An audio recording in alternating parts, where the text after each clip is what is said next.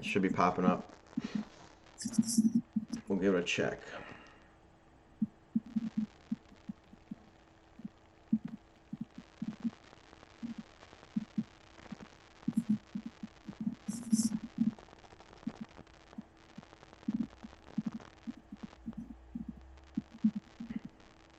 Okay, it shows us live. Make sure we can hear everything.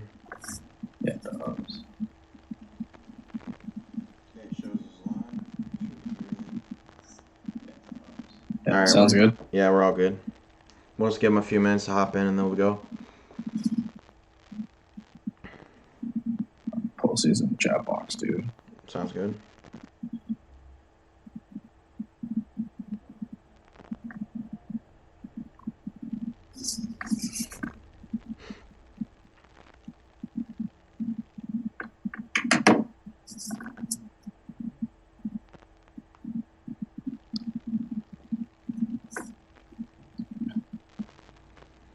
I'll have the live chat up on my phone as well, just in case anybody asks questions. Cool.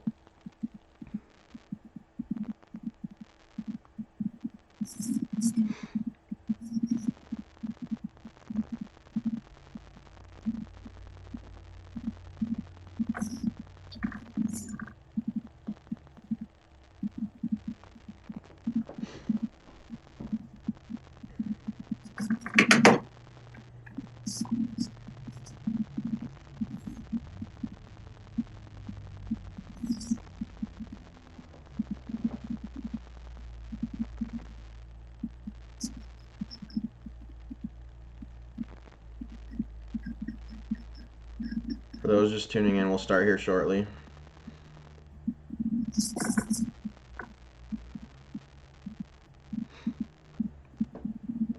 That blanket behind you is hilarious.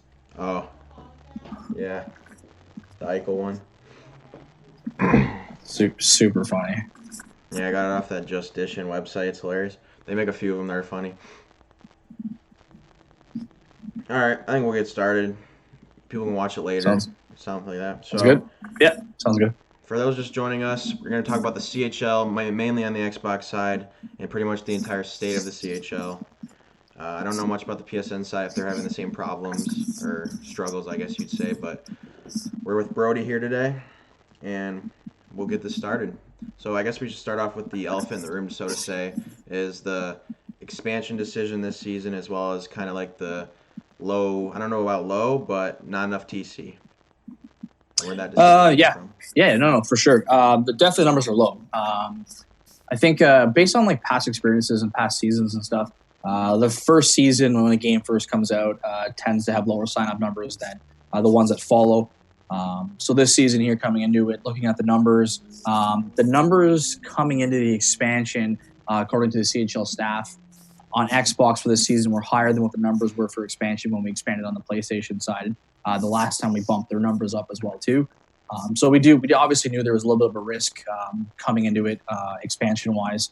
Obviously, we understand completely that the CHL training camp numbers are a little bit low, and it's causing some concern. It's causing some headaches, so on and so forth. But a couple factors to consider. You know, we're 3 weeks into the season. Week 4 starts tonight. Forfeits are, I think, 18 for a total. Like 18 total forfeits in the CHL right now, which is like less than 1% of the games played. Obviously, it's 3 weeks in. It's early. People are still excited, but that number is relatively low in comparison. Most seasons we end with around 2.5 to 3% of the games are end in forfeits. Unfortunately, the tool that we utilize for that to get those numbers and to get those stats, it doesn't like distinguish between games that were overturned by staff and games that were actually forfeits in the system itself. So it's all kind of lumped together. So as games get overturned by the BOG and stuff, it kind of inflates those numbers a little bit as well too. But my goal every season is obviously to keep it as low as possible. And I think in the last, I don't even know, maybe 3 or 4 years, we've kept that number below like 3%, which I think is pretty huge. It's a lot of games are getting played. So yeah, people always want to talk about expansion. There's always going to be growing pains when it comes to expansion. I remember we started the CHL off with 30 teams, then we jumped to 48, then we jumped from 48 to 60, 60 to 70, 70 to 75, 70 to 78, and so on and so forth, right? The writing's on the wall. There's roughly, I think, 28 ECHL teams in the game. The goal is to obviously get to a point where we can offer all of those teams as well to the league. And that's simply surely based off the numbers that we keep getting every season. As we continue to push 3,600 signups every season, we're getting more and more players to the site. And we just want to be able to offer more for players to play and have more for the active community who wants to enjoy LG to experience it. So obviously there's going to be some growing pains and some of that goes on. And I think what's important as we continue to expand little bit by little bit, we need to get to a point where we can expand and then stabilize. Let everything settle out and expand again, stabilize, so on and so forth. In the past, we've also we've hired new owners with the understanding that, listen, you're the new expansion owners. In order for you to maintain your team prior to bidding, you're going to be required to scout, bring more players, increase the sign-up numbers. Because if we don't have enough sign-ups, then obviously we don't have enough people to fill those spots. The defense issue, I think, is it's a little bit different, right? It's game related. Some people are a little bit, don't like the way the game plays, so on and so forth. So in that situation, that runs into some issues where people are kind of like, well, I like the speed of the game. Defense kind of gets a short end of the stick in some aspects compared to the last couple of games. I think the last couple of games, the defensive side of the puck was a little bit overpowered, and defense was an easier position to play, which therefore made it a little bit more rewarding, a little bit more enjoyable to play as well too. I think when you come into NHL 20 and just the way the game kind of plays right now, and it's still relatively new, I think a lot of people haven't really adjusted, and those that haven't adjusted that are maybe career defensemen just are not enjoying the position as much as before either. So there definitely is that aspect of the game as well. I definitely think that as the season continues to progress, we need to really be mindful of this. We need to communicate with the managers, kind of see where we're at, see how things are going, just to ensure that we don't get to a point where things go drastically south and have a pile of forfeits, so on and so forth. We want to be able to accommodate and adjust the rules as we need to ensure that we're going to be able to support expansion as we can. On the PlayStation side of things, it's a little bit different. So they're 12 seasons in compared to 34 on Xbox. The community is really, really new to LG. They don't have the same experience or comfort level like a lot of the Xbox community does because they've been here for so long, right? So I think that the overall interest level, I think, on PlayStation is still kind of in the honeymoon phase per se. So it's easier to bring in new players, and managers are just a little bit more willing to go out and bring new people in. Where we have a lot of veteran managers on the PlayStation side of things that have been here through all kinds of other expansion and other issues, and they're just comfortable and just want to have a very stabilized, standardized CHL, and there's nothing wrong with that either. I just think that we have to look at what are the ultimate goals and what are we trying to accomplish with this league. And it really comes down to we're just trying to grow based on the sign-up numbers we have, offer as many active teams as possible, maybe get to a point where we can tier the system even more, where we can kind of bump the ECHL back up to that role between the AHL and the CHL, make the CHL strictly a prospects league. Those are all things that are definitely on the back burner and things that we're considering moving forward. Also, to try to better support expansion and stuff too, we're really looking at what are our options, which would be allowed to allow positional changes for our prospect players. So we have a lot of players that are jumping in, joining the league, excited to play. Maybe they can play multiple positions. Maybe they can't, but maybe they're willing to learn. I think having the option to give those players the ability to switch to defense, making them a little more valuable, making them a little bit more of an asset to you and your franchise, I think is super important. I understand that having a player that's switching to defense and it's not a primary position may affect what people, the competitive balance of the league or the competitiveness of the games and stuff, which I understand. But at the same token, we all have to realize and kind of respect the fact that, this is the CHL. This is meant to be more development. This is as competitive as you're going to make it based on the players that we're going to bring here. And sometimes we just have to roll with the punches and do what it needs to do what we need to do in order to make this successful. The other thing too, which I didn't really realize, but within some conversations, it also seems like there's a little bit of confusion in regards to when we're using an ECU player or roster subbing during the season. A lot of people, it seems like they didn't understand that, if you have a player in your training camp that's, a forward, that player is actually allowed to is allowed to ECU at goalie or defense. Like the players that are in your training camp, regardless of what their positions are, if you use them as an ECU, they can play any position that you require them to play. So that gives you the option too that maybe you need a defenseman for your 9:30 game tonight, so you bring a TC guy up. play him at a position as an ECU. Turns out he's actually half decent defenseman. Then now you have the option after that to then get him to switch his position permanently. Now you have a permanent call-up that's a defenseman. So we do have some wiggle room. It's obviously not as ideal as we've had in the past, where we've had such large training camps and the ability to have more depth per se. But at the same time, we do have some options here that we're working with to make it a little bit more effective as we try to move forward. The other consideration is roster subs. Roster subs. So in the playoffs, we only allow one of those per game. That's strictly based on the fact that we have the lines deadline, which kind of simulates home ice in a way team, like a home ice advantage and stuff. In this season, that restriction's completely removed, because obviously anything could happen on a game night. Maybe you have two guys scheduled tonight for 10 o'clock.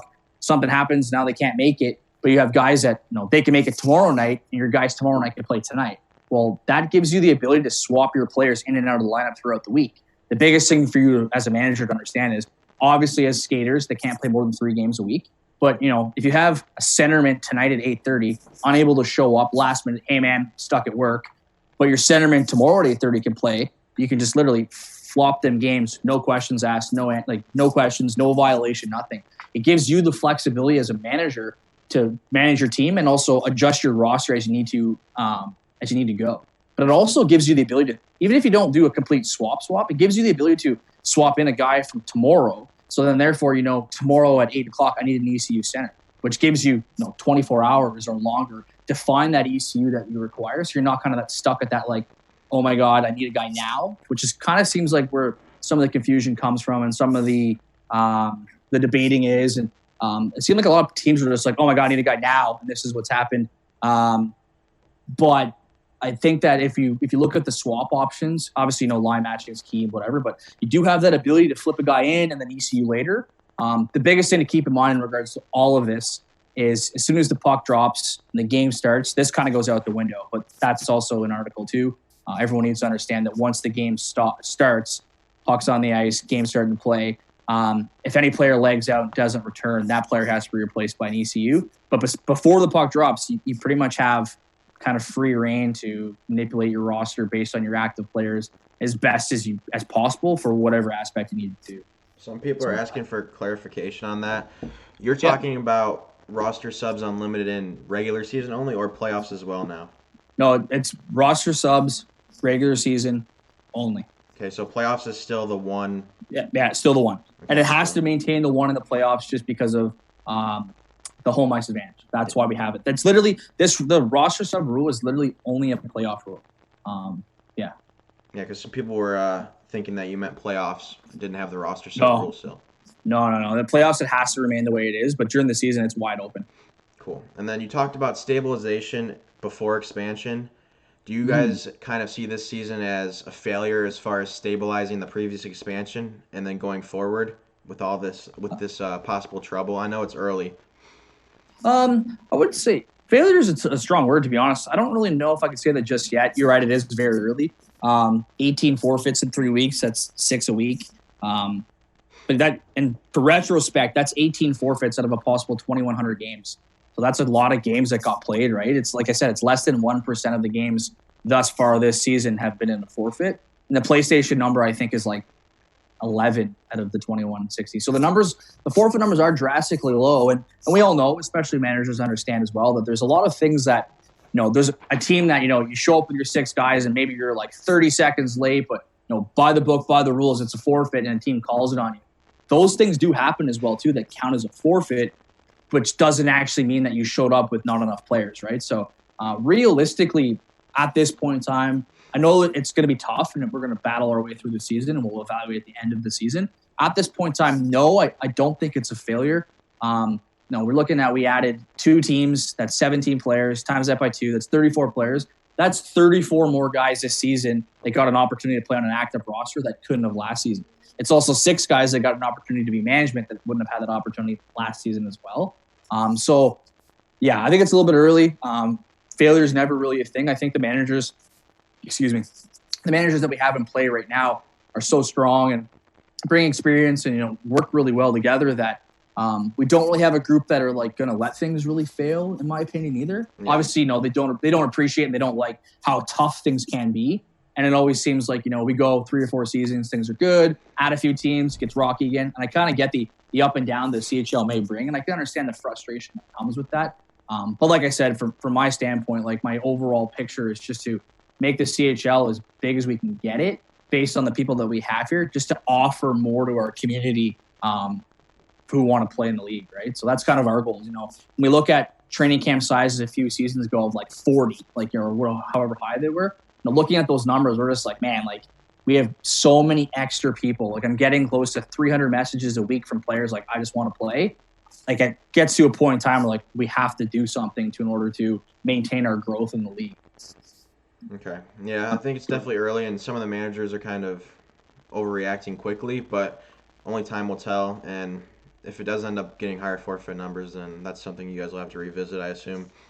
Yeah, we'll do our best we can to accommodate and help. And at the same time, it's like I think a lot of people in the management positions need to kind of understand a few things too. One, if they have an opinion, like by all means, like we had some pretty good debates the last couple of days in the management chats, and people got to kind of voice their concerns. And there was a lot of valid points, a lot of things that were brought up that I was like, yeah, I can understand where you're coming from. At the same time, though, like you're literally signing up and volunteering to be a manager at this level, and this level is the hardest level to manage at. People are coming and going, whether it's inactive players being called up. There's so many moving parts. It's entry level, so skill level and skill gap is drastic in some areas. It's a difficult position to be in, but at the same time, like you guys are all volunteering your time to help grow this league and help manage at this tier. That I think that at the end of the day, you kind of have to look in the big picture of like what piece of the puzzle are you playing, and if you want a more competitive league, then I would suggest moving up the chain. And if you want a little more stabilization, move up the management chain as well too. As you move into the NHL and AHL in those positions, you tend to get more stabilization as you move up the pyramid per se, right? So, I guess last question regarding this certain topic would be, as far as, so we had a question was, is there any plans in the near future to go back to the original 60-team CHL and have that ECHL as a feeder? Have you guys thought about that at all, or even going to like I think you guys had 70 teams last season or so? So there's never going to be a situation where I want to step back. Like I don't like taking steps back. It doesn't make any sense. And we have the player base to continue moving forward. Feeder league for the CHL, I've thought about that and what it would look like. And to have, let's say, 17 or 18 ECHL teams are the teams that feed 60 CHL teams. While, I'm kind of cutting one throat to help someone else. That doesn't make a ton of sense. I like having them on the same tier per se, because then it distributes equally the players that go to the AHL. So it's not like those 60 teams are always being pulled from the AHL. Now it's 78 or 77 that they're being pulled from the AHL as well. So it spreads out the call numbers a little bit more evenly as well. What I see and what I kind of think makes the most sense down the road, once we get more numbers, once we stabilize, I'd like to, like, once again, it's a pyramid, right? I'd like to have like the NHL, the AHL, and the bottom tier of the pyramid be the ECHL and the CHL. Well, the CHL will be strictly prospects, all brand new signups, but the exception will be management. Like we'll allow the managers to be veterans, amateurs, all these guys that want to help grow the new guys. And then the ECHL at that same tier then becomes, the amateur and veteran league as we divide them. Obviously, we require a lot more numbers and a lot more commitment than we have right now. But then from there, we could kind of do something like, if the CHL is strictly prospect players, that means those players could never be called up to the AHL. So those players, their players then go to the AHL training camp strictly as ECUs, which is great. They never have to worry about call-ups. So there's no more pulling from them. It's only like, okay, if I have guys going active. ECHL then becomes the league where all the veterans and amateurs are. So the call-ups from the AHL tend to filter from, that tier per se. That's kind of I'd like to see it go that direction down the road. Obviously, we need a lot more numbers than we have right now. Taking a step back to 60 teams is something that I don't plan on doing in the future. It's not something I really think we need to do. Like I said, we had all these same growing pains when we went from 30 to 48, 48 to 60, 60 and up, right? Like we're doing the same thing again. And, looking back, the managers that we had when we had 30 teams, when we jumped to 48, we're kind of saying the same thing. And, they said, it'll never work. It's never going to work. It's a fail. It's a fail. It's a fail. Well, after a few seasons, 48 was like, oh, we're good to go. Then we jumped to 60, and those same things came up again, right? Like, 60 is too much. It's not going to work. It's not going to work. It's not going to work. Now we have these same managers asking us to go back to 60 because 60 works. Yeah. So it's growing pains along the way, and I think that realistically, we all just kind of have to work together and adjust as we go. Maybe we have to make some major adjustments during the season to get us through the season, and the next season we can kind of say, okay, maybe we need to cut back 2 or 3 teams, but going back to 60 completely is something that's like kind of not out of the question, but like something that I don't foresee ever really happening because it's not the direction we need to go with the league. Before we get into some more like player rights questions, is there anything else you want to touch on before moving away from the expansion topic in TC? I just think the big thing is during the process is the managers need to continue just to be as vocal and open as they are in regards to these things. I just need them to continue to say, you know what, this is what's not working, this is what's going on. Or even, I've got a unique issue here, how do I fix this? Like, be vocal with the staff, be vocal with me personally, so I can help gauge, okay, this is where we're at this week, So we're sitting at 18 forfeits. Well, at the end of next week, if we're sitting at 50, well, what happened, right? Like, what happened in that situation? So I just really need our managers to continue to be vocal, continue to work with us, and continue to kind of help support the process. At the end of the day, like, it's a league. This is how things are being run. You're not always going to completely agree 100% with all the decisions being made. But with that being said, you did sign up for this. This is the way this is the direction we're trying to head here. We kind of need your support to continue moving in this direction because this is what this league is all about. This league is about growing. This league is about getting better. This league is about bringing more players to LG. Bottom line. All right. We had a question in the chat here regarding veteran contracts as far as late signups in the CHL, and that was with my situation as well, but my contract wasn't as high.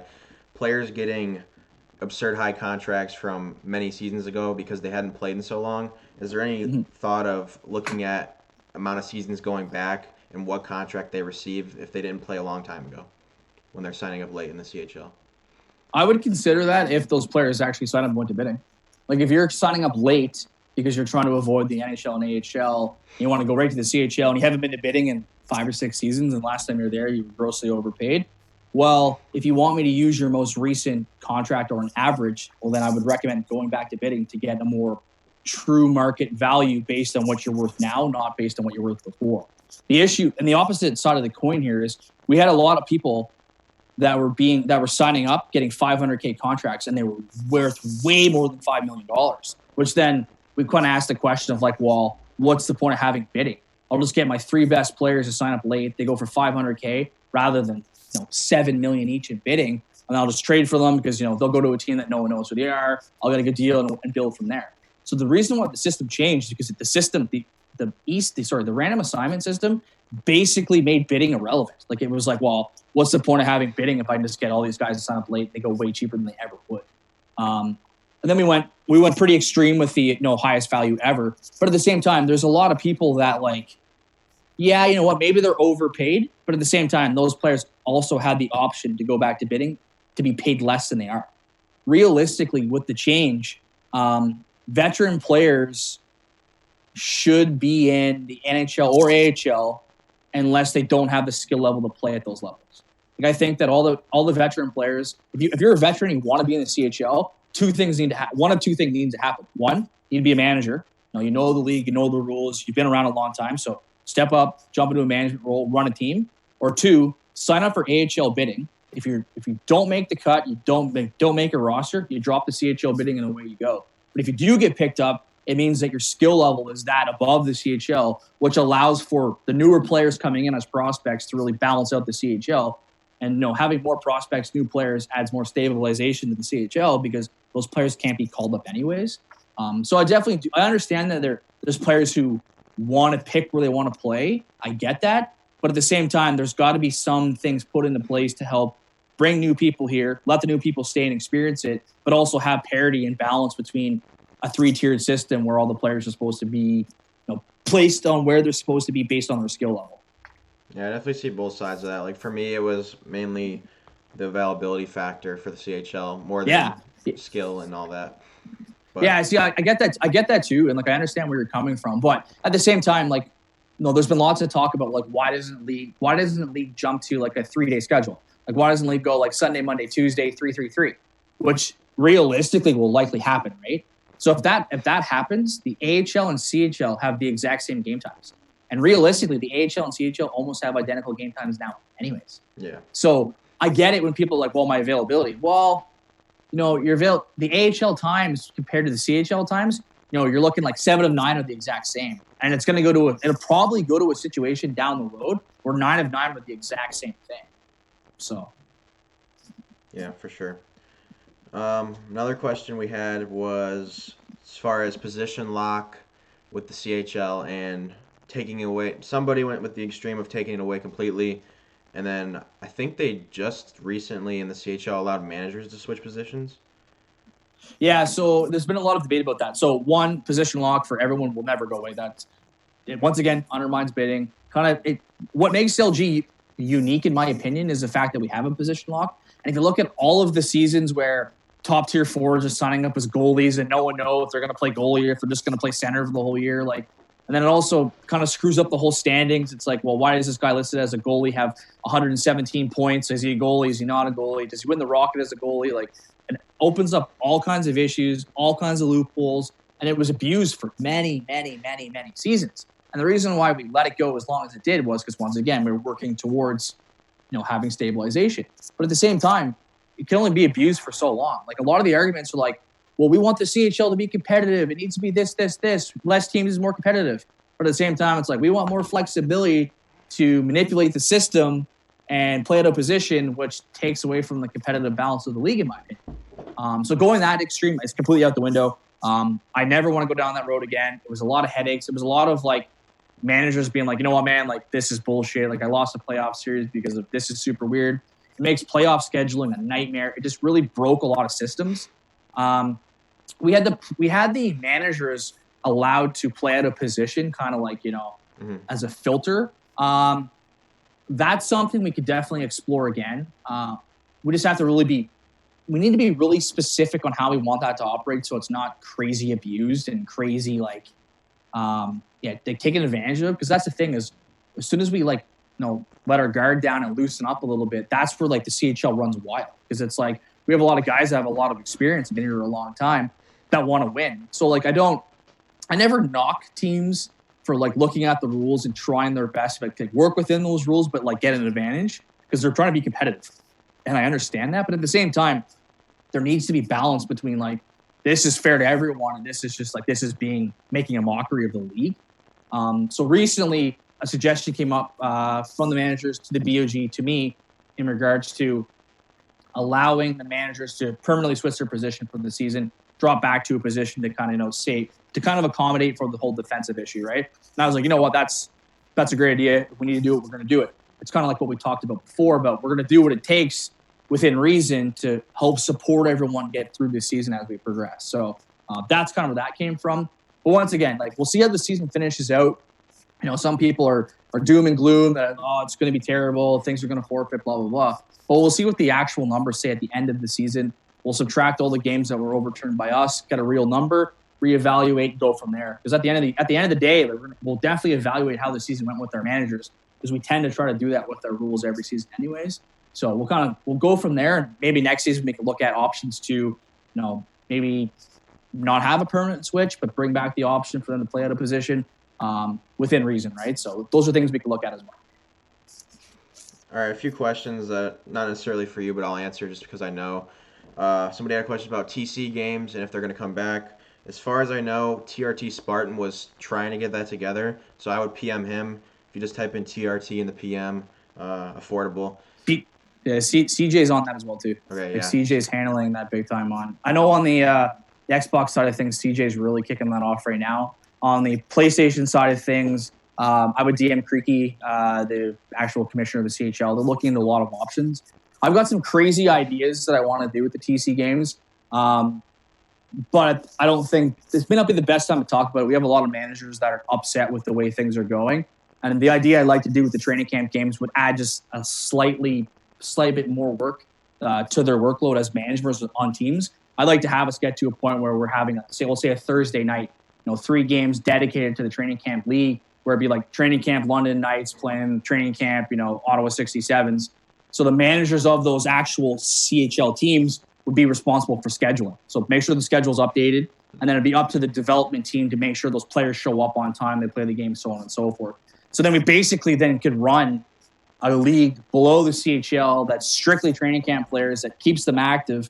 But we also need some buy-in from our managers to ensure that they're willing to go that way. Some managers are more active with the training camp than others, but as of right now, there are plans in place to get the TC stuff rolling again. Obviously, it's very, very important. In my opinion, it starts way too late every single season, and we need to get back to a place where we can start the training camp league, even maybe before the season starts, just to kind of get those players, welcomed, comfortable with the league, and so on and so forth.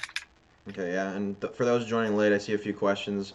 For TC games, they're not started yet, but you can talk to, if you type, I think it's like CJ Wagon or TRT Spartan. If you type in TRT in the PM, you can talk to them a little bit about it. And I know there's a sticky in the CHL forum as well for some more information.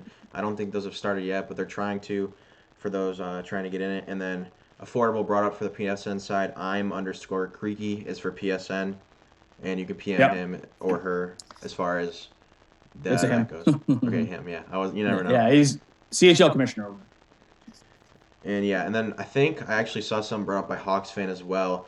We have the WJC that people do, and then as far as that gap in between seasons, he had brought up. He didn't say the time frame, but he brought up all-star teams versus conference winning champions of the CHL after the playoffs is over to fill in that. Not necessarily to fill in the gap, but it was his idea, and then that's kind of like what I thought of as well. I think one thing too people need to keep in mind is 8-week season, 5-week playoffs. That's a lot on the managers. It's a lot of commitment. Organizing games, getting people on. Are they going to show up? Are they not going to show up? It's a lot on our managers. So the gap between seasons is also a break. It's a break for our managers to take a deep breath, not worry about being on the website every single day of the week. Kind of take a breather and evaluate if they want to come back the next season. So I have no issues with having the league kind of run things in the off season between seasons, but we need people to step up and be like, hey, I'll manage that, or hey, I'll manage teams during this, because we can't always just rely on someone to be an owner, 12 months of the year, 365 days of the year. Those guys that are dedicated to put in the time, they kind of deserve a little of a break between seasons to kind of, just not have to worry about it. I know myself too, when it comes to playoffs, if I get beat out in the first round, second round, or whenever I get knocked out of the playoffs, those couple weeks of just not having to get on my console, not play games, kind of relax, just kind of do league stuff from my phone, not be so involved is a really good kind of reset, really good battery charge. And I think our managers feel that as well too. So we can definitely do more as a community. I'm definitely a fan of that as well. We just need those people in the community who want more to step up and manage in these positions so we can do more. For sure. So another question we got here. Right to play, minimum amount of games. If that will ever go from 4 to possibly 5, 6 was mentioned. Is there any thought of that in the future? Or do you think that'll stay because if you do want to get to that Sunday, Monday, Tuesday, it's probably good to have it at 4? I don't think we can go any higher than 4 simply based on the fact that people play on both consoles. So if you go to above 4, now you're more than half the games of the week. So technically you can't really give availability correctly for if you're playing in both leagues. On both consoles, right? Yeah. So I think 3, it was 3 for a long, long time. And then it was abused so much, right? It was it handcuffed managers so much in regards to that 4 was definitely an improvement.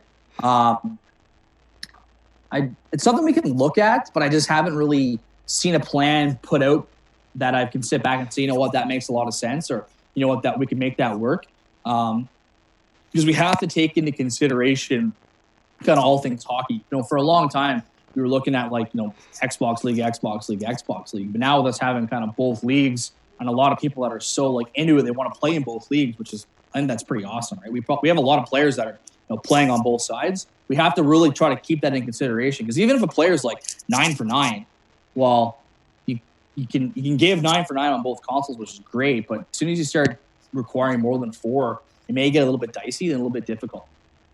Because technically, to play on both consoles, you need to be at least 6 of 9, which means you're technically only giving both sides 3 and 3. And it's kind of you know what I mean? It makes it difficult. So yeah, for sure. And as far as Tim, your question in the chat here, as far as Demon allowing to play a 4th game in a week, that doesn't really work out well, especially with wanting to keep the 3-line authentic system. And they have ECUs Yeah. to fill in. Yeah, you're right in that sense. Like, obviously, we could look at. Don't mind me. No, you're good. We definitely could look at that as well. I think the almost better way to do that is it's like I really wish we had defensemen that could play. No, if we had defensemen that could play more than that could consistently play 4 games a week, we could go to a system where the roster sizes are, I don't know what, 15, and we have less defensemen per roster, but they get to play more. So overall, defensemen are playing more. So when we look at things like awards and we start hanging out top defensemen of the year, those guys, like, their minimum amount of games every week is 4, not just like, hey, I can play a maximum of 4. It's like, no. This is the roster size now. You are playing 4 games. Like, that's something to consider down the road if we want to continue to add more teams and not worry so much about defensemen. I think way back in the day, I think before my time in old leagues, I think the old rosters were 3 goalies. And it got to a point where it's like, man, game is new, ESHL is new, goalie is such a tough position. People hated it, so they actually dropped the goalies from 3 to 2, and then we've kept 2, since the beginning of time, since those days, because 2 made sense, and the position got more popular, so on and so forth. So there's definitely ways we could consider to change the overall structure, but that's a massive change, and also then that really inflates value of defensemen. It's a lot. If you're a manager and a defenseman, that really makes you more valuable. There's a lot of things to consider in regards to that thing. Right now, I don't really want to dabble in they can play 4 in a week, because then we're looking at some inconsistencies, and then we look at teams that are just going to sandbag. They'll keep the guy on the roster that's can only play 2 games a week because their best defenseman can play 4 and kind of compensate for that. Mm-hmm. And this really opens the door to is it being abused or is it being legitimately used right now because of the numbers we have, right? And those are the debates that are constantly being had with that stuff. Okay. We had another one. Hawks fan brought up a lot of good questions, honestly. This one talks about CHL becoming an actual affiliate to the AHL, NHL, as far as to avoid, because he brought up the call-ups and having multiple teams pull call-ups from one CHL team. Obviously, that's unlucky, just if you get guys called up from your team more than a couple times a season. He talked about the direct affiliate with the AHL, NHL, and that way teams aren't getting, I guess you'd say, screwed over by multiple teams. Direct affiliation is how we ran VHL. So those of you that played VHL before we merged, that's how we ran the CHL then. It was direct affiliation, and it was rain or pour. It was all or nothing kind of system. So if you had an AHL team that really shit the bed, or an NHL team that really shit the bed, the entire franchise suffered beyond belief. We've seen top tier CHL teams get absolutely demolished in the last couple final weeks of the season because they lost everyone. Literally lost everyone. Your team now is a training camp team, and you're ranked second in the division or first in the conference. So overall, the damage of a situation like that is more drastic. It's more boom, this team's blown up. This is awful. So then as people go to jump into management positions, they're always just well, do I really want to be the 3rd tier manager for that owner or this guy or that guy? So it runs in, actually it makes getting management a lot more difficult because the outcome of a bad decision or a bad manager in that tier is drastic, very, very drastic.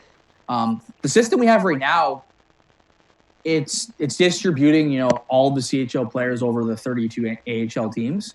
And it's kind of it's kind of a random draw, right? It's where are these players going to go? Are they being called up or they're not being called up?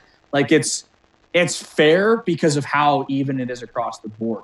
It does suck. And if we have guys right now that are saying man, it sucks, I lost 3 guys last week. Well, imagine if you lost everyone next week, everyone, your 2 best lines are gone. Half to the NHL, half to the AHL. That's a way more. Then what are you going to do? Then you're now you have nothing, right? So yeah. When we were in VHL and we had direct affiliation, we were dying for a system like we have right now. And I think that the system we have right now has a lot of technology and a lot of benefits to it that going to a direct affiliation, I don't think makes a lot of sense right now. But down the road, if we ever went to, like I said, where the ECHL is here, CHL's here, and then it tiers up, we could go to a system where the ECHL could be directly affiliated to the AHL per se. That's something we could look at. But at this time, having those CHL teams being direct affiliated, I just don't think is a benefit to the league. And I think it just opens us up to a more drastic change. Yeah, I think some of the owners that have the opinion of being directly affiliated are the ones that are getting that unlucky 1 in 70, I guess 78 chance that they got multiple guys called up from a different AHL teams, and I think that's when it affects it.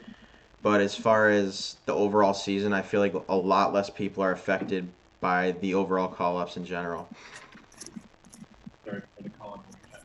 For who? Overtime tomorrow? Yeah, no, I agree with you. I think that's just kind of the way it is. Like, it's just like, fuck, like. There's a couple managers that are affected by it negatively, but overall, I think you got to think about everybody. I think, too, like, at that, like, it's, once again, it sucks. Like, you're the bottom of the pyramid, right? So, like, you're getting drawn from all the time, and you can be drawn from like 2 different leagues. So I understand that, like, it seems like a lot. But I also think that we kind of have, like, 2 types of CHL managers. We have, like, the lifers. So the guy's like, I'm not going anywhere. I'm going to manage this level all the time. This is what I want. So the guys that, I'm going to bring up the new guys, better the new guys, so on. We have guys that are using it as a stepping stone. So I think that if you're one of those guys that are going to use it as a stepping stone to get to the NHL or AHL, that's great.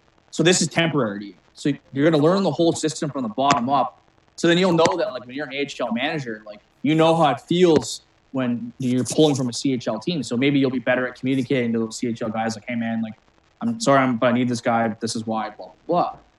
Or even, too, at the end of the season, if you're an AHL team and you're kind of short on defensemen, you could go to those managers or go to those players and say, hey, listen, dude, like, I could call you up, but I know you're on a really good team. I don't want to ruin your season, but I need you to play 3 games for me this week. I need you to ECU 3 games because I'm short. Play those 3 games. I'm not going to call you up. I just need you to show up just so I don't forfeit. Where, the guys that are lifers, this is kind of this is the path you've chosen. This is the hand you've been dealt. So we could do things better. I get that. We're always going to try to improve and move forward. So let's do that together, but let's be realistic of what the CHL is here for. Yeah, I definitely think that not all AHL managers work with CHL teams as far as call-ups, and they're like, hey, I won't take your guy because you need him, but we're going to need him 3 games a week if you can work with us with his availability. I think that if all AHL managers did that or tried to, it definitely helped the CHL as far as their complaints. But it's not a perfect world, agree. and sometimes you just need somebody for those guaranteed 3 games and their best availability. Yeah, for sure. Anthony, as far as guys trading away TCs for guys they want, overpaying, that's more of a manager-to-manager thing. There's nothing the league can do about that unless they change that trade ratio. But at this time, that's just them overpaying for a guy they want, and it's kind of their own issue. Yeah, I think when it comes to trading, there's always been winners and losers. Always winners and losers to trading, right? Like, you have to look at the makeup of your team. Like, if you're a top team right now, all your guys are showing up, 0 variability issues, very rarely use training camp players. You could probably get away with having a small training camp, keep those guys real tight with your system, make sure they're always around. They're 9 for 9. They can fill in. So you can afford to, like, maybe go like 3 for 1 TC guys to bring in a guy because you kind of have that, like, tight bond. Your team doesn't, your team won't, like, kind of screw you over. But you're also taking that risk. You're one personal issue away from needing a call up, or you're something drastic happened to one of those guys. Like, hey, man, I need someone now. So it's give and take. And at the end of the day, like, I want you to manage your team that you feel best, but you need to be able to look big picture and, like, what's my plans for this season? Yeah, so that's pretty much the main questions everybody's got for now. We touched on the expansion at the beginning of the video. Everybody who's watching now can go back and watch later. I think we're running just under an hour right now. Just under an hour. So not too long for you guys to watch. You can skip through. I might go through and timestamp this as well for those that are just looking for specific topics and their questions asked.